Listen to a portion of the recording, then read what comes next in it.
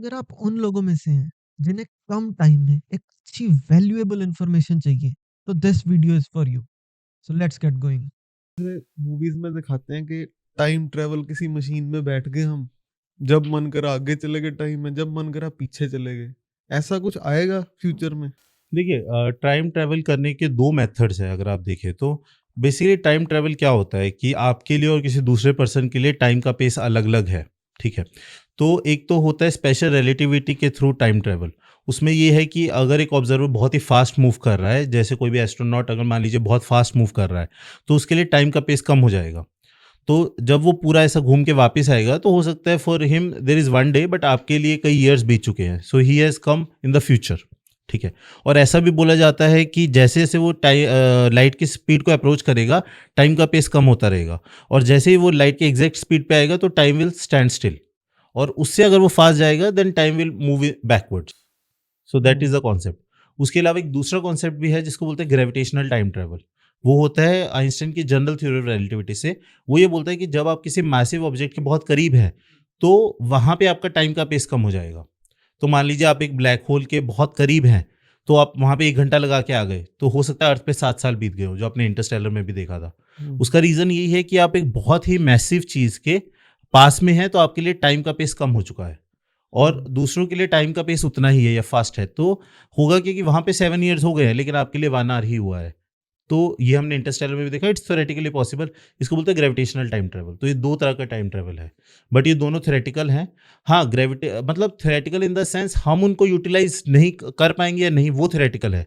But these are very much real. अगर आप satellites भी देखें, जो इसरो के सैटेलाइट्स होते हैं या दूसरे कंट्रीज़ के, अभी मान लीजिए वो अर्थ से कुछ हाइट पे दे आर रोटेटिंग, तो और हम अर्थ के पास में हैं, तो हम ग्रेविटेशनल बॉडी के करीब हैं और सैटेलाइट ग्रेविटेशनल बॉडी से काफ़ी दूर है। तो हमारे लिए और सैटेलाइट के लिए भी टाइम का पेस अलग है।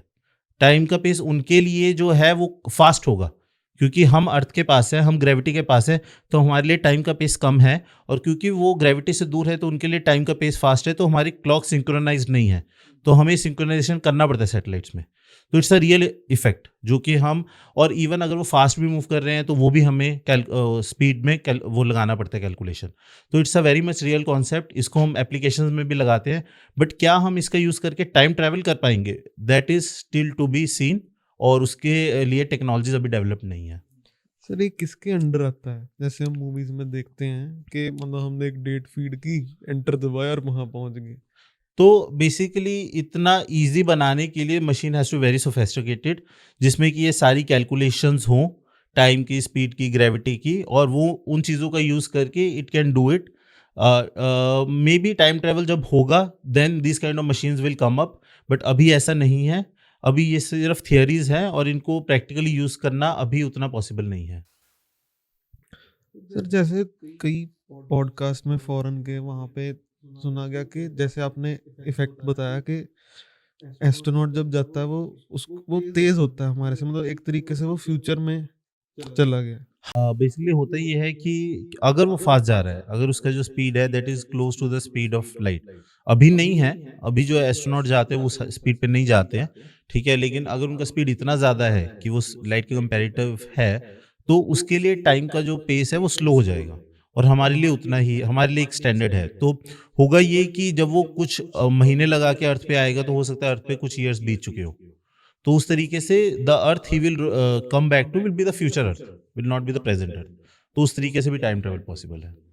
सर और इसी कंसेप्ट पे कहते हैं कि फ्यूचर का तो चलो ये ऐसे हो गया टाइम ट्रेवल, पर पास्ट में करना पॉसिबल नहीं है अभी। पास में करने के लिए जैसे मैंने बताया आपको लाइट की स्पीड से फास्ट जाना पड़ेगा। तो अभी कोई भी ऐसा मेथड नहीं है जिससे कि हम लाइट की स्पीड को ओवरकम करें, मतलब उससे फास्ट जा सके।